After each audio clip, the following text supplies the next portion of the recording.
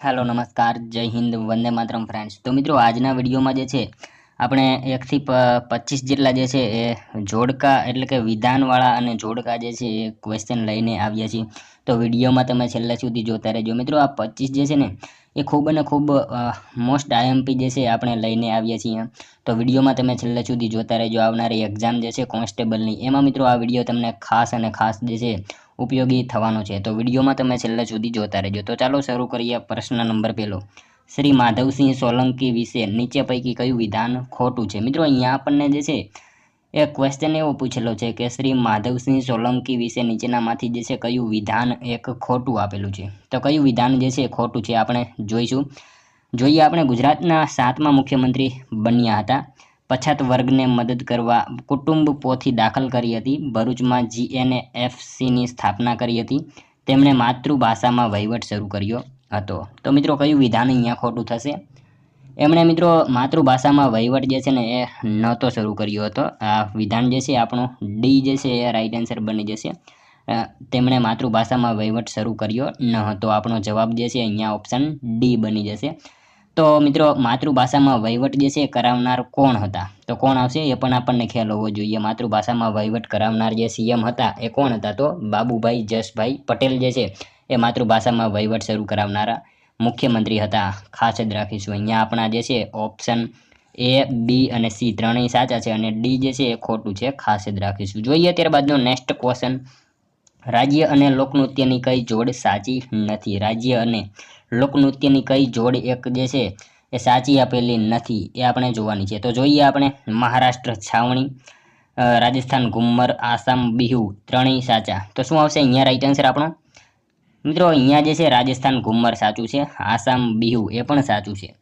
મહારાષ્ટ્ર જે છે ને એ છાવણી નહીં આવે। અહીંયા જે છે એ ઓપ્શન એ જે છે આપણી ખોટી જોડ આપેલી છે। મહારાષ્ટ્ર જે છે ને એ છાવણી નહીં આવે। મહારાષ્ટ્રમાં જે છે એ લાવણી જે છે એ આવશે। લાવણી જો અહીંયા આપણને લખેલું હોત તો આપણો જવાબ બની જશે સાચો, પરંતુ અહીંયા છાવણી નહીં, શું આવશે? લાવણી જે છે એ આપણો સાચો જવાબ બનશે। ખાસ યાદ રાખીશું। ઓપ્શન એ જે છે એ આપેલી જોડી ખોટી છે। જોઈએ ત્યારબાદનો નેક્સ્ટ ક્વેશ્ચન ત્રીજો, નીચેના જોડકા જોડો। નીચે આપેલા જોડકા જે છે એ મિત્રો આપણે જોડવાના છે। તો જોઈએ આપણે શું આવશે રાઈટ આન્સર અહીંયા? શારદા એક્ટ વાઇસરોય ઇરવિન, સતી પ્રથા નાબૂદી અધિનિયમ ડેલહાઉસી, વિધવા પુનઃલગ્ન વિલિયમ બેન્ટિક, દાસ પ્રથા નાબૂદી અધિનિયમ એલ નબરો। તો શું આવશે અહીંયા રાઈટ આન્સર આપણો? શારદા એક્ટ જે છે ને એ કોણ આવશે એમાં? વાઇસરોય આવશે। વાઇસરોય ઇરવિન આવશે। અહીંયા જે છે એ પહેલી જોડ સાચી આપેલી છે। સતી પ્રથા નાબૂદી અધિનિયમ પૂછાય ને તો વિલિયમ બેન્ટિક આવશે। સતી પ્રથા નાબૂદી અધિનિયમ જે છે એમાં વિલિયમ બેન્ટિક આપણો જવાબ આવશે। ત્યારબાદ જે છે વિધવા પુનર્લગ્ન, વિધવા પુનર્લગ્ન જો વાત કરીએ તો ડેલહાઉસી આવશે। વિધવા પુનર્લગ્ન જે છે એ ડેલહાઉસી આવશે। ત્યારબાદ દાસ પ્રથા નાબૂદી અધિનિયમ જે છે એમાં એલન બરો જે છે એ જોડ સાચી છે। તો જવાબ આપણો જે છે ને એ ઓપ્શન સી બની જશે। અહીંયા પહેલા સામે જે છે એ આવશે। પહેલા સામે જે છે એ પહેલું જે છે એ સાચું છે। ત્યારબાદ બીજું જે છે ને એમાં સી આવશે। સતી પ્રથા નાબૂદી અધિનિયમમાં જે છે વિલિયમ બેન્ટિક આવશે। ત્યારબાદ વિધવા પુનર્લગ્નમાં જે છે એ ડેલહાઉસી આવશે અને દાસ પ્રથા નાબૂદી અધિનિયમમાં જે છે એલન બરો આવશે। ખાસ યાદ રાખીશું। આપણો જવાબ ઓપ્શન સી બની જશે। મિત્રો સતી પ્રથા નાબૂદી અધિનિયમ જે છે ને 1829માં દાખલ થયો હતો, એના વિશે આપણને ખ્યાલ હોવો જોઈએ અને દાખલ કરનાર કોણ હતા? તો વિલિયમ બેન્ટિક હતા। એ પણ આપણને જે છે એના વિશે ખ્યાલ હોવો જોઈએ। મિત્રો તમે વિડીયોમાં જે છે છેલ્લે સુધી જોતા રહેજો અને આ વિડીયો જે છે તમને ખૂબ અને ખૂબ ઉપયોગી થવાનો છે। તો વિડીયોમાં તમે છેલ્લે સુધી જોતા રહેજો। વિડીયો જો ગમતો હોય તો એક લાઇક કરજો, તમારા મિત્રો જોડે શેર કરી દેજો અને ચેનલ ઉપર નવા હોય તો ચેનલને ખાસ સબસ્ક્રાઇબ કરી લેજો। જોઈએ ત્યારબાદનો નેક્સ્ટ ક્વેશ્ચન ચોથો, નીચે આપેલા રાજ્યોને તેમની સ્થાપના અનુસાર ક્રમમાં ગોઠવો। નીચે આપેલા રાજ્યો જે છે એમની સ્થાપના અનુસાર ક્રમમાં ગોઠવવાના છે। તો જોઈએ આપણે ઝારખંડ જે છે આપેલું છે, ત્રિપુરા આપેલું છે, સિક્કિમ આપેલું છે અને ગોવા આપેલું છે। આ ચારેય જે છે એ રાજ્યો આપેલા છે, એને આપણે જે છે સ્થાપના અનુસાર ક્રમમાં ગોઠવવાના છે। તો મિત્રો અહીંયા ક્રમમાં ગોઠવવા માટે જે છે આપણને એના સ્થાપના વર્ષ વિશે જે છે એ ખ્યાલ હોવો જોઈએ। તો શું આવશે અહીંયા? ઝારખંડ જે છે ને, ઝારખંડ એનું સ્થાપના વર્ષ જે છે ઈસવીસન 2000માં એની સ્થાપના થઈ હતી, ખાસ યાદ રાખીશું. અહીંયા ત્રિપુરા આપેલું છે, ત્રિપુરા જે છે ને એનું સ્થાપના વર્ષ 1972 છે, ખાસ યાદ રાખીશું. ત્યારબાદ અહીંયા શું છે, સિક્કિમ જે છે ને એનું સ્થાપના વર્ષ 1975 આવશે. 1975માં જે છે એ સિક્કિમ રાજ્યની સ્થાપના થઈ હતી. ગોવા વિશે આપણને ખ્યાલ છે, 1987માં જે છે એની સ્થાપના થયેલી હતી. તો શું આવશે અહીંયા આપણો રાઈટ આન્સર? જો મિત્રો અહીંયા આપણને જે છે સ્થાપના વર્ષ જે છે આપણને લખી દીધા છે, તો શું આવશે? પહેલા જે છે ને 1972 આવશે. 1972માં જે છે આ ત્રિપુરા રાજ્ય આવશે, અને ત્યારબાદ 1975 સિક્કિમ આવશે. 1975માં સિક્કિમ જે છે એની સ્થાપના થઈ હતી. ત્યારબાદ અહીંયા જે છે ગોવાની 1987માં થઈ હતી, અને ઝારખંડ જે છે ને 2000ની સાલમાં એની સ્થાપના થઈ હતી. તો આપણો જવાબ શું આવશે? સૌપ્રથમ જે છે ત્રિપુરા આવશે, એટલે કે બીજું જે છે ને એ પહેલા આવશે. તો અહીંયા આપણો જવાબ જે છે અહીંયા આપેલો છે, બીજું જે છે એ પહેલા આવે. તો 2 3 4 1 એટલે કે ત્રિપુરા, પછી સિક્કિમ, ત્યારબાદ ગોવા, અને ત્યારબાદ લાસ્ટમાં જે છે એ ઝારખંડ રાજ્ય આવશે. આપણો જવાબ જે છે ઓપ્શન બી બની જશે, ખાસ યાદ રાખીશું. ત્યારબાદનો ક્વેશ્ચન જોઈએ 5મો, જોડકા જોડો. મિત્રો અહીંયા આપણને જોડકા આપેલા છે, એ જોડવાના છે. અહીંયા એક બાજુ આપણને નૃત્ય આપેલા છે, અને એક બાજુ જે છે એ રાજ્યના નામ આપેલા છે. તો આ જોડકા જે છે આપણે યોગ્ય રીતે જોડવાના છે. તો જોડીએ આપણે. શું આવશે? છઉ જે છે ને એ અહીંયા આપણને ઓપ્શન આપેલા છે, એમાંથી ઓડિશા સામે આવશે. ઓડિશામાં જે છે એ છઉ આવશે. ત્યારબાદ અહીંયા છડી આપેલું છે, છડી જે છે એ ક્યાં આવશે? છડી આંધ્રપ્રદેશમાં આવશે. છડી નૃત્ય જે છે આંધ્રપ્રદેશ સાથે સંકળાયેલ છે. ત્યારબાદ ગિદ્ધા જે છે એ પંજાબમાં આવશે, ખાસ યાદ રાખીશું. અને ત્યારબાદ કાલબેલિયા જે છે એ શું આવશે? એ રાજસ્થાનમાં આવશે. ઓપ્શન એ સામે અહીંયા રાઈટ આન્સર બની જશે. ત્યારબાદ અહીંયા જે છે ને આપણને શું આવશે?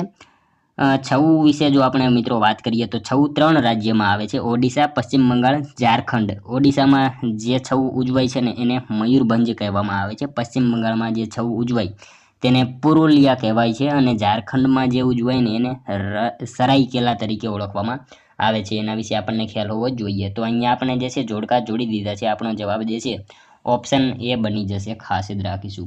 જોઈએ ત્યારબાદનું નેક્સ્ટ ક્વેશ્ચન, સાચા વિધાનો જણાવો. મિત્રો અહીંયા આપેલા સાચા વિધાનો જે છે એ જણાવવાના રહેશે. આપણે 2 વિધાન આપેલા છે, એમાંથી સાચું કયું છે અને ખોટું કયું છે આપણે જણાવવાનું રહેશે. જોઈએ આપણે.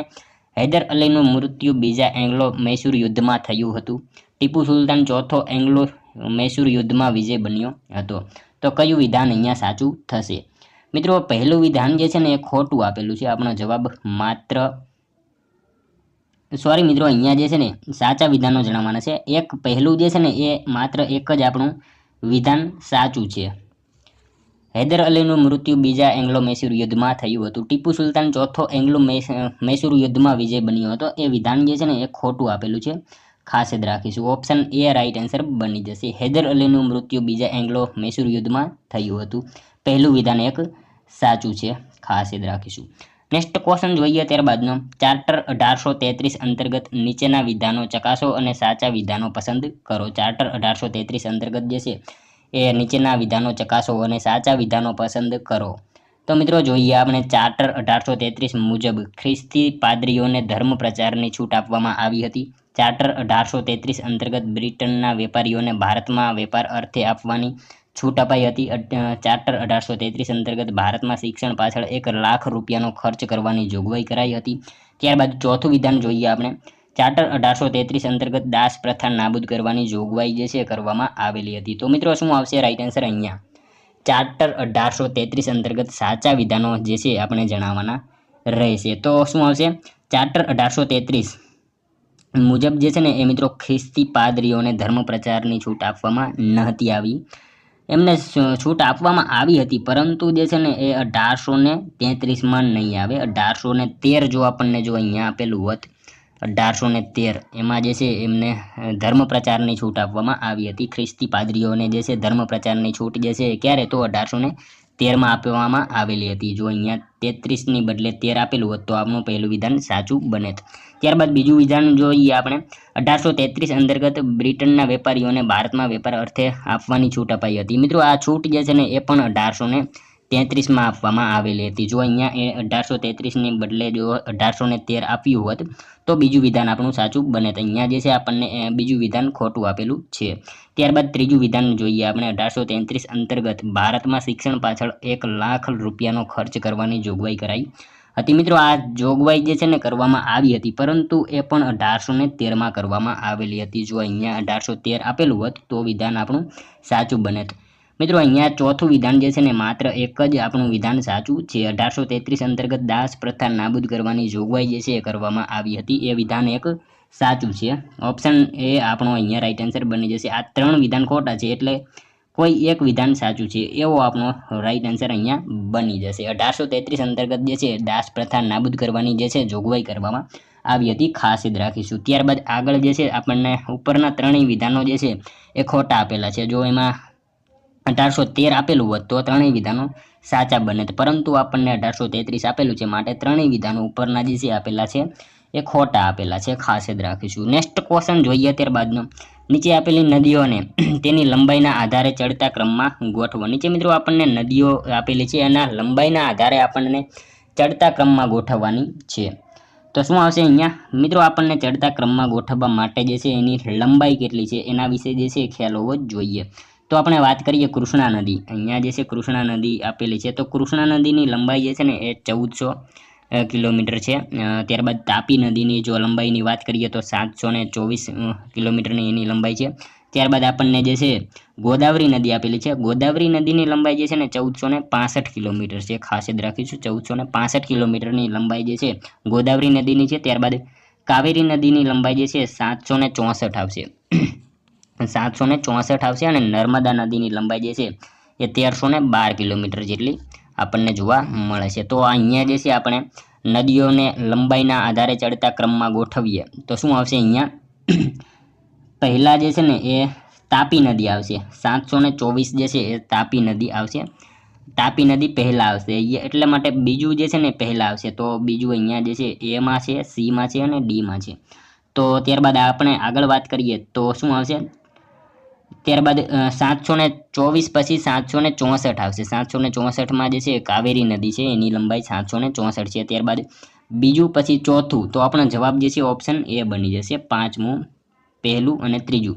જો અહીંયા પહેલા જે છે તાપી નદીની લંબાઈ આવશે, ત્યારબાદ કાવેરી નદી આવશે, ત્યારબાદ નર્મદા નદી આવશે, ત્યારબાદ કૃષ્ણા નદી આવશે, અને છેલ્લે જે છે આ ગોદાવરી નદી જે છે એ લંબાઈના આધારે આપણે આવશે, ખાસ યાદ રાખીશું। મિત્રો ચડતા ક્રમમાં ગોઠવીએ એટલે સૌપ્રથમ આવશે તાપી નદી, ત્યારબાદ કાવેરી નદી, ત્યારબાદ નર્મદા નદી, ત્યારબાદ કૃષ્ણા નદી અને છેલ્લે જે છે ગોદાવરી નદી આવશે, ખાસ યાદ રાખીશું।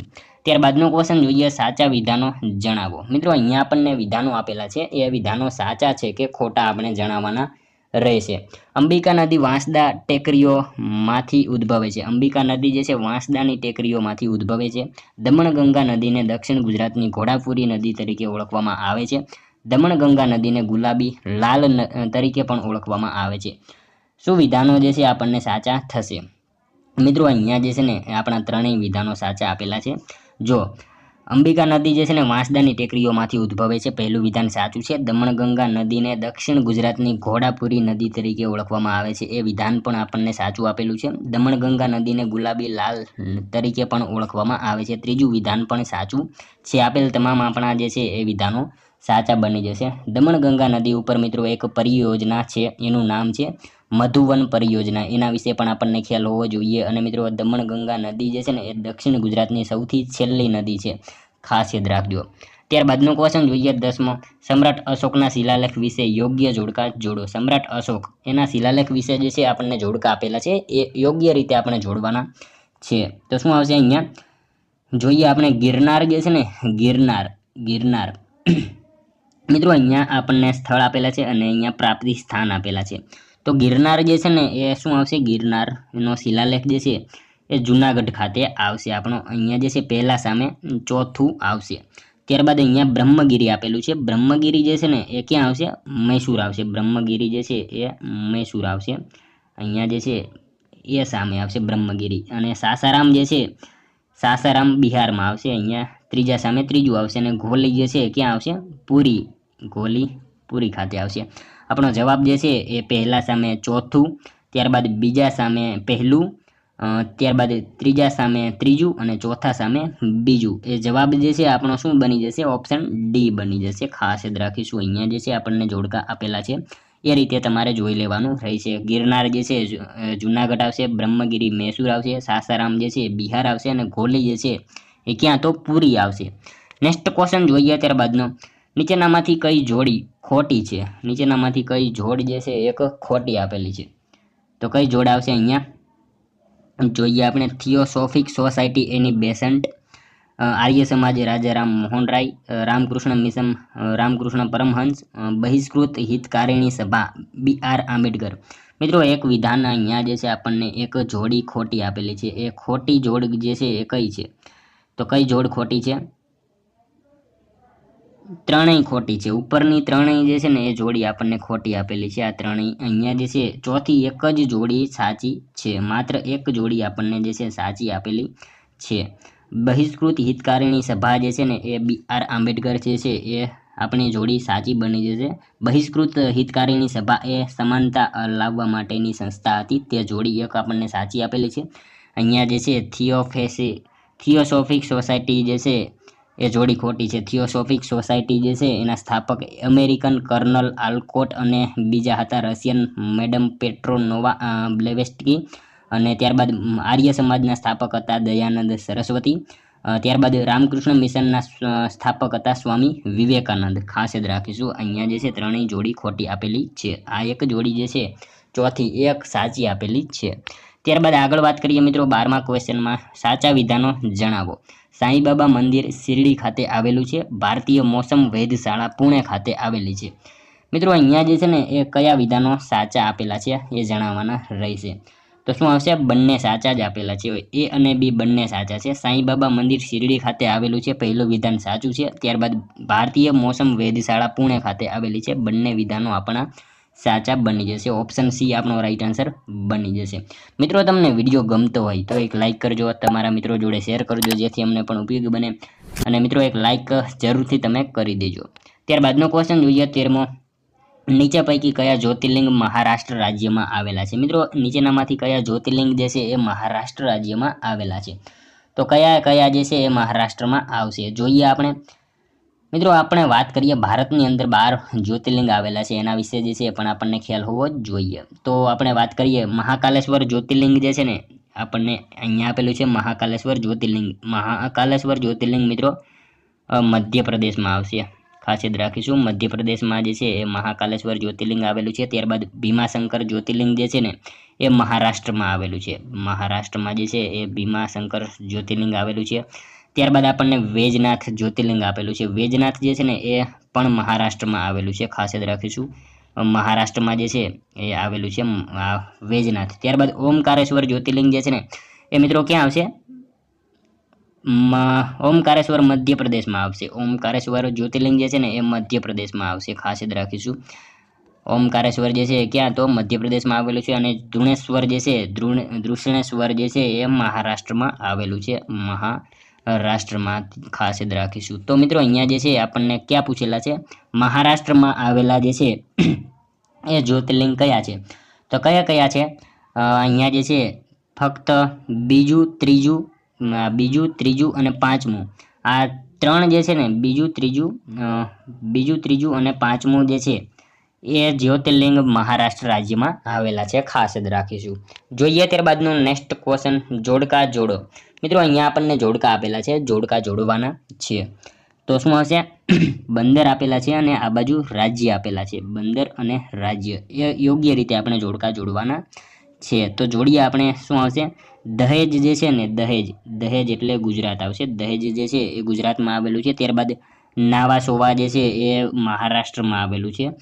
ત્યારબાદ કોચી જે છે કેરળમાં આવેલું છે. અને એન્નોર જે છે એ તમિલનાડુમાં આવેલું છે. ખાસ યાદ રાખીશું. આપણે જે છે જોડકા અહીંયા જોડી દીધા છે. આપણો જવાબ જે છે ઓપ્શન સી બની જશે. ખાસ યાદ રાખીશું. પહેલા સામે શું? તો બી, બીજા સામે એ, ત્યારબાદ ત્રીજા સામે ડી અને ચોથા સામે સી. યોગ્ય રીતે આપણે જોડકા જોડી દીધા છે. નેક્સ્ટ ક્વેશ્ચન જોઈએ ત્યારબાદનો, ગુજરાતના બંદરો વિશે નીચેનામાંથી કયા વિધાનો સાચા છે? ગુજરાતના મિત્રો બંદરો વિશે નીચેનામાંથી કયા વિધાનો જે છે એ સાચા છે આપણે જોઈએ. સૌરાષ્ટ્રના દરિયા કિનારે કુલ 22 બંદર આવેલા છે. ઉત્તર ગુજરાતના દરિયા કિનારે 15 બંદર આવેલા છે. કચ્છમાં કુલ 5 બંદર આવેલા છે. મિત્રો અહીંયા જે છે ને આપણને વિધાન આપેલા છે, તમામ વિધાન સાચા છે. સૌરાષ્ટ્રના દરિયા કિનારે જે છે કુલ 22 બંદરો આવેલા છે. ઉત્તર ગુજરાતના દરિયા કિનારે કેટલા તો 15 બંદર આવેલા છે. ત્યારબાદ કચ્છમાં જે છે ને કુલ 5 બંદરો આવેલા છે. ત્રણેય વિધાનો સાચા બની જશે. મિત્રો ગુજરાતના દરિયા કિનારે એક મહાબંદર આવેલું છે અને આ મહાબંદર છે એટલે કંડલા બંદર. મહાબંદર તરીકેનો દરજ્જો કંડલા બંદરને ક્યારે મળ્યો તો ક્યારે આવશે? 1955માં જે છે એ મહાબંદર તરીકેનો એને દરજ્જો મળ્યો હતો અને ક્યાં આવેલું છે તો કચ્છ જિલ્લામાં આવેલું છે. પરંતુ મિત્રો આપણને પ્રશ્ન એવો પૂછાય કે સમગ્ર વિશ્વનું સૌથી પ્રાચીન બંદર કયું? તો શું આવશે? લોથલ આવશે. એના વિશે પણ આપણને ખ્યાલ હોવો જ જોઈએ. સમગ્ર વિશ્વનું પ્રાચીન બંદર જે છે એ પૂછાય તો લોથલ બંદર છે. ત્યારબાદનો ક્વેશ્ચન જોઈએ 16મો. સાચા વિધાનો જણાવો. બિયાસ નદી રોહતાંગ દ્વારની નજીક વ્યાસ કુંડમાંથી નીકળે છે. તેનું પ્રાચીન નામ વિપાસા છે. બિયાસ નદી મિત્રો રોહતાંગ દ્વારની નજીક વ્યાસ કુંડમાંથી નીકળે છે અને એનું પ્રાચીન નામ વિપાસા છે. A અને B બંને વિધાનો મિત્રો આપણા સાચા છે. બિયાસ નદી જે છે રોહતાંગ દ્વારની નજીક વ્યાસ કુંડમાંથી નીકળે છે એ વિધાન સાચું છે. ત્યારબાદ તેનું નામ જે છે વિપાસા છે, પ્રાચીન નામ વિપાસા છે. બંને વિધાનો આપણને સાચા આપેલા છે. વાત કરીએ બિયાસ નદીને મિત્રો વ્યાસ, આર્ગી ક્રિયા, વિપાસા આવા નામથી પણ ઓળખવામાં આવે છે. રોહતાંગ દ્વારની નજીક વ્યાસ કુંડમાંથી એ નદી નીકળે છે. રાવી નદી રોહતાંગની પશ્ચિમે નીકળે છે, જ્યારે બિયાસ નદી જે છે રોહતાંગની દક્ષિણે નીકળે છે. એના વિશે પણ આપણને ખ્યાલ હોવો જોઈએ. ત્યારબાદ મિત્રો બિયાસ નદીની કુલ લંબાઈ જે છે ને એ 470 જે છે એ કિલોમીટરની છે, એ પણ ખ્યાલ હોવો જોઈએ. ત્યારબાદ બિયાસ નદીના કિનારે મનાલી શહેર વસેલું છે, એના વિશે પણ આપણને ખ્યાલ હોવો જોઈએ. બિયાસ નદી પર જે છે યોગ બંધ પરિયોજના છે, એ પણ આપણને ખ્યાલ હોવો જોઈએ. ત્યારબાદનો ક્વેશ્ચન જોઈએ. સાચા વિધાનો જણાવો. મિત્રો અહીંયા આપણને સાચા વિધાનો જણાવવાના રહેશે. દિલ્હી ષડયંત્ર 1912 અંતર્ગત ભારતના વાઇસરોય મિન્ટોના કાફલા પર બોમ્બ ફેંકવામાં આવ્યો હતો. દિલ્હી ષડયંત્રના મુખ્ય આયોજનકર્તા રાસ બિહારી ઘોષ હતા. જ્યોર્જ પંચમ દ્વારા ભારતની રાજધાની કલકત્તાથી દિલ્હી સ્થળાંતર કરવાની જાહેરાત કરવામાં આવી હતી. મિત્રો આપણે સાચા વિધાનો અહીંયા જણાવવાના રહેશે. મિત્રો દિલ્હી ષડયંત્ર 1912 અંતર્ગત ભારતના વાઇસરોય મિન્ટોના કાફલા પર બોમ્બ ફેંકવામાં આવ્યો હતો. વિધાન જે છે ને એ ખોટું છે. હાર્ડિંગ બીજો હતો એ વખતે, મિન્ટો નહીં આવે, મિન્ટો નહીં, હાર્ડિંગ બીજો જે છે એના સમયમાં જે છે એ બોમ્બ ફેંકવામાં આવ્યો હતો. ખાસ યાદ રાખીશું. જે અહીંયા મિન્ટો નહીં આવે, હાર્ડિંગ બીજો જે છે એ આપેલું હોત તો આપણું પહેલું વિધાન સાચું બને. એટલા માટે અહીંયા આપણું જે છે પહેલું વિધાન ખોટું છે. ત્યારબાદ બીજું વિધાન ચકાસીએ આપણે. દિલ્હી ષડયંત્રના મુખ્ય આયોજનકર્તા રાસ બિહારી ઘોષ હતા. મિત્રો અહીંયા જે છે ને એ બીજું વિધાન પણ ખોટું છે. રાસ બિહારી ઘોષ નહીં, બોઝ હતા. રાસ બિહારી બોઝ હતા. બોઝ જો લખેલું હોત તો આપણું વિધાન સાચું બને. બીજું વિધાન જે છે એ પણ આપણું ખોટું આપેલું છે. જ્યોર્જ પંચમ દ્વારા ભારતની રાજધાની કલકત્તાથી દિલ્હી સ્થળાંતર કરવાની જાહેરાત કરવામાં આવી હતી.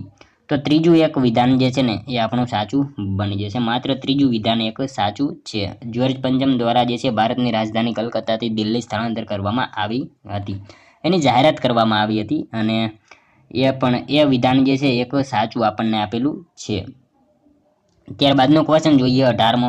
મેઘાલય રાજ્યના સંદર્ભમાં નીચેના વિધાનો ધ્યાને લઈ સાચા વિધાનો જણાવો. મેઘાલય રાજ્યના જે છે સંદર્ભમાં સાચા વિધાનો જણાવવાના રહેશે આપણે.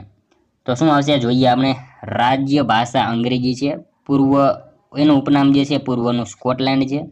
વિશ્વનો સૌથી વધારે વરસાદ ધરાવતું સ્થળ મોસી નરમ મેઘાલયમાં આવેલું છે. શું આવશે અહીંયા રાઈટ આન્સર? 1, 2 અને 3. મિત્રો ત્રણેય વિધાનો આપણા સાચા બની જશે. રાજ્ય ભાષા જે છે મેઘાલયની અંગ્રેજી છે. એનું ઉપનામ પૂર્વનું સ્કોટલેન્ડ છે અને વિશ્વનો સૌથી વધારે વરસાદ ધરાવતું સ્થળ મોસી નરમ જે છે એ પણ મેઘાલયમાં આવેલું છે. ત્રણેય વિધાનો આપણા સાચા બની જશે. મિત્રો મેઘાલય જે છે ને પૂર્વ ભારતમાં આવેલું છે અને મેઘાલયની રાજધાની શિલોંગ છે. એના વિશે પણ આપણને ખ્યાલ હોવો જ જોઈએ. ત્યારબાદનો ક્વેશ્ચન જોઈએ. નીચે આપેલ વિધાનમાંથી યોગ્ય વિધાન જણાવો. મિત્રો અહીંયા આપણને વિધાનો આપેલા છે, એમાંથી યોગ્ય વિધાન જે છે એ જણાવવાનું રહેશે. તો શું આવશે જોઈએ આપણે. ભારતની સિલિકોન વેલી તરીકે બેંગ્લોર ઓળખાય છે. કર્ણાટકને સ્ટેટ ઓફ મૈસૂર જેવા શબ્દથી પણ ઓળખવામાં આવે છે. મિત્રો શું આવશે રાઈટ આન્સર? A અને B બંને આવશે.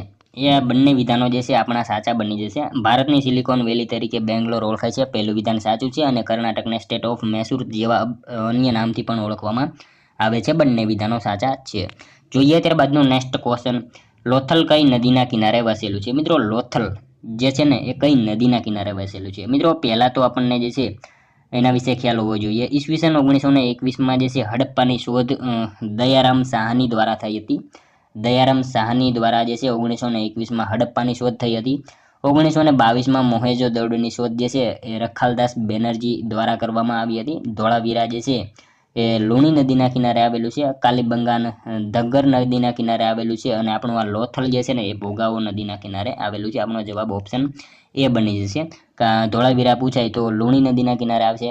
કાલીબંગાન પૂછાય તો ધગ્ગર નદીના કિનારે આવશે. લોથલ પૂછાય તો ભોગાવો નદીના કિનારે આવેલું છે. લોથલ એ અમદાવાદ જિલ્લામાં આવેલું છે, ધોળકા તાલુકામાં આવેલું છે. લોથલ પ્રાચીન સમયમાં જે છે એક વેપારી બંદર અને ઔદ્યોગિક નગર હતું. મિત્રો લોથલમાં જે છે ને ઈંટોનું બનેલું એક માળખું મળી આવ્યું છે, એને ધક્કો માનવામાં આવે છે. એના વિશે જે છે પણ આપણને ખ્યાલ હોવો જ જોઈએ. નેક્સ્ટ ક્વેશ્ચન જોઈએ ત્યારબાદનો, ભારતીય પરિષદ અધિનિયમ 1861 અંતર્ગત નીચેનામાંથી કયા વિધાનો સાચા છે?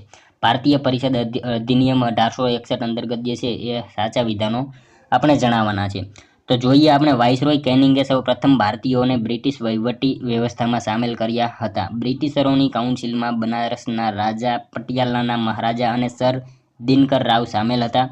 વાઇસરોયને કટોકટી દરમિયાન સ્વ-વિવેકથી કાઉન્સિલની મંજૂરી વગર વટ હુકમ પાડવાની સત્તા આપવામાં આવી હતી. મિત્રો અહીંયા જે છે ને આપણને ત્રણેય વિધાનો સાચા આપેલા છે. ઓપ્શન ડી રાઈટ આન્સર બની જશે. જો પહેલું વિધાન જે છે, વાઇસરોય કેનિંગે સૌ પ્રથમ ભારતીયોને બ્રિટિશ વહીવટી વ્યવસ્થામાં સામેલ કર્યા હતા, પહેલું વિધાન સાચું છે. ત્યારબાદ બ્રિટિશરોની કાઉન્સિલમાં બનારસના રાજા, પટિયાલાના મહારાજા અને સર દિનકર રાવ સામેલ હતા, બીજું વિધાન પણ સાચું છે. અને વાઇસરોય જે છે વાઇસરોયને કટોકટી દરમિયાન સ્વ-વિવેકથી કાઉન્સિલની મંજૂરી વગર વટ હુકમ બહાર પાડવાની સત્તા આપવામાં આવી છે. ત્રણેય વિધાનો આપણા સાચા બની જશે. ત્યારબાદનો ક્વેશ્ચન જોઈએ 22માં, જોડકા જોડો. પદ્ય વાર્તાનો પિતા. મિત્રો અહીંયા જોડકા આપણે જોડવાના છે. પદ્ય વાર્તાનો પિતા કોણ છે? શામળ આવશે. પદ્ય વાર્તાનો પિતા પૂછાય તો શામળ આવશે. પહેલા સામે સી આવશે. કાફીનો પિતા પૂછાય તો ધીરો ભગત આવશે. બીજા સામે જે છે એ આવશે. ત્યારબાદ ગરબીનો પિતા જે છે એ દયારામ આવશે. અને છપ્પા માટે તો આપણે સૌ જાણીએ છીએ, અખો જે છે એ જાણીતા છે. આપણો જવાબ ઓપ્શન સી બની જશે. ખાસ યાદ રાખીશું, પદ્ય વાર્તાનો પિતા પૂછાય તો શામળ, કાફીના પિતા ધીરો બારોટ, ગરબીનો પિતા દયારામ અને છપ્પા માટે અખો. ત્યારબાદનો ક્વેશ્ચન જોઈએ 23મો, ગુજરાતમાં આવેલ ડુંગર અને તેમને સંબંધિત જિલ્લા વિશે કઈ જોડ સાચી રીતે જોડાયેલી નથી? મતલબ કે એક જોડ આપણને અહીંયા ખોટી આપેલી છે, એ જણાવવાની છે. ગુજરાતમાં આવેલા ડુંગર અને તેને સંબંધિત જિલ્લા વિશે કઈ જોડ સાચી આપેલી નથી? તો આપણે એ જોડ જે છે એ શોધીને જે છે જવાબ આન્સર આપવાનો છે. તો શું આવશે જોઈએ આપણે, છેલ્લેથી ચાલુ કરીએ. વાંસદા નવસારી, ખેડબ્રહ્મા સાબરકાંઠા, ખોખર ભાવનગર, આ ત્રણેય જે છે સાચી છે. અને ત્યારબાદ સાપુતારા જે છે વલસાડ નહીં આવે. ઓપ્શન એ રાઈટ આન્સર આપણો બની જશે. અહીંયા જે છે સાપુતારા વલસાડમાં નહીં આવે. એ જોડ જે છે ખોટી આપેલી છે. સાપુતારા ક્યાં આવશે? તો ડાંગ જિલ્લામાં આવશે. સાપુતારા જે છે એ ડાંગ જિલ્લામાં આવેલું છે. અને મિત્રો પ્રશ્ન એવો પૂછાય કે વલસાડની અંદર શું આવે? તો વલસાડમાં જે છે પારનેરાની ટેકરીઓ આવે. અને મિત્રો આ પારનેરાની ટેકરીઓનું સૌથી ઊંચામાં ઊંચું શિખર કયું? આવો પ્રશ્ન પૂછાય તો વિલ્સન જે છે એ સૌથી ઊંચામાં ઊંચું શિખર છે પારનેરાની ટેકરીઓનું. અને ત્યારબાદ અહીંયા જે છે ખોખર આપેલું છે. ખોખર જે છે એ ડુંગર છે, ભાવનગરની કઈ દિશામાં આવેલું છે? તો ઉત્તર દિશામાં આવેલું છે. એ પણ આપણને ખ્યાલ હોવો જ જોઈએ. ત્યારબાદનો ક્વેશ્ચન જોઈએ 24મો, નીચેના જોડકાઓ યોગ્ય રીતે ગોઠવો. મિત્રો અહીંયા આપણને જોડકા આપેલા છે. જોડકા જે છે યોગ્ય રીતે જોડવાના છે. જોઈએ આપણે, રાણકી વાવ. મિત્રો રાણકી વાવ જે છે ને એ ક્યાં આવશે? પાટણમાં આવશે. રાણકી વાવ જે છે એ પાટણમાં આવેલી છે. દાદા હરિની વાવ જે છે ને એ ક્યાં આવશે? અમદાવાદમાં આવેલી છે. દાદા હરિની વાવ અમદાવાદમાં આવશે. લક્ષ્મી વિલાસ પેલેસ જે છે એ ક્યાં આવશે? વડોદરામાં આવશે. અને આઈના મહેલ ક્યાં? તો ભુજમાં આવેલ છે.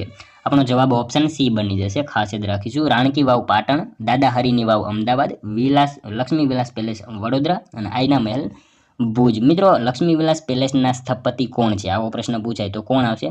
મેજર ચાર્લ્સ મંટ જે છે ને એ લક્ષ્મી વિલાસ પેલેસના સ્થપતિ છે. આઈના મહેલના સ્થપતિ પૂછાય તો રામસિંહ માલમ છે. એ પણ આપણને ખ્યાલ હોવો જ જોઈએ. મિત્રો જોઈએ ત્યારબાદ લાસ્ટ 25મો ક્વેશ્ચન આપણે જે છે 25 આપણે આજે લઈને આવ્યા હતા. કાલે જે છે અથવા તો 2-3 દિવસ પછી આપણે બીજા જે છે એ જોડકા અને આ વિધાનવાળા જે છે એ વિડીયો મૂકવાના છે. તો વિડીયોમાં તમે છેલ્લે સુધી જે છે બન્યા રહેજો અને આપણી આ સિરીઝ જે છે એને તમે જરૂરથી લાઇક કરજો. ચેનલ ઉપર નવા હોય તો ચેનલને સબસ્ક્રાઈબ કરી લેજો. તો મિત્રો જોઈએ આપણે નીચેનામાંથી યોગ્ય જોડકા જોડો. અષ્ટાધ્યાયી જે છે મિત્રો આપણે યોગ્ય રીતે જોડકા જોડીએ તો અષ્ટાધ્યાયી પાણીનીનું અષ્ટાધ્યાયી આવે. પાણીનીનું અષ્ટાધ્યાયી જે છે પાણીની આવે. અર્થશાસ્ત્રમાં શું આવશે? કૌટિલ્ય આવશે. અર્થશાસ્ત્રમાં કૌટિલ્ય આવશે. પંચતંત્રના રચયિતા વિષ્ણુ શર્મા હતા અને રાજતરંગિણી કલહણ આવે. આપણે જે છે જોડકા આ રીતે જોડ્યા છે. ત્યારબાદ આપણો જવાબ જે છે ઓપ્શન ડી બની જશે. પહેલા સામે જે છે ત્રીજું, બીજા સામે ચોથું, સી સામે વિષ્ણુ શર્મા અને ત્યારબાદ ડી સામે જે છે બી. એ રીતે આપણો જવાબ ઓપ્શન ડી બની જશે. મિત્રો પાણીનીએ લખેલો અષ્ટાધ્યાયી ગ્રંથ કઈ ભાષામાં લખાયેલો છે? આવો પ્રશ્ન પૂછાય તો શું આવશે? સંસ્કૃત ભાષામાં જે છે પાણીનીએ લખેલો અષ્ટાધ્યાયી ગ્રંથ લખાયેલો છે. કલણ દ્વારા લખાયેલ રાજતરંગિણી જે છે ને એ મિત્રો શું આવશે? એની અંદર આપણને કયા વંશની માહિતી મળે છે? તો જમ્મુ કાશ્મીર વિશે જે છે આપણને માહિતી મળે છે. અર્થશાસ્ત્રના રચયિતા કોણ છે? તો કૌટિલ્ય જે છે એ કૌટિલ્ય અર્થશાસ્ત્રના રચયિતા છે. આ કૌટિલ્યનું બીજું નામ શું? તો ચાણક્ય અથવા વિષ્ણુગુપ્ત આમનું બીજું નામ છે. એ પણ આપણને ખ્યાલ હોવો જ જોઈએ. તો મિત્રો આ તો વિડીયો, જો તમને વિડીયો પસંદ આવ્યો હોય તો એક લાઇક કરજો, તમારા મિત્રો જોડે શેર કરજો જેથી અમને પણ ઉપયોગી બને. અને આપણી ચેનલ ઉપર જો તમે નવા હોય તો ચેનલને ખાસ સબસ્ક્રાઈબ કરી લેજો. દરરોજ આપણી ચેનલ ઉપર તમને આવા જીકેના વિડીયો જોવા મળશે. તો મળશું હવે આપણે કાલે બીજા વિડીયોમાં. ત્યાં સુધી જય હિન્દ, વંદે માતરમ.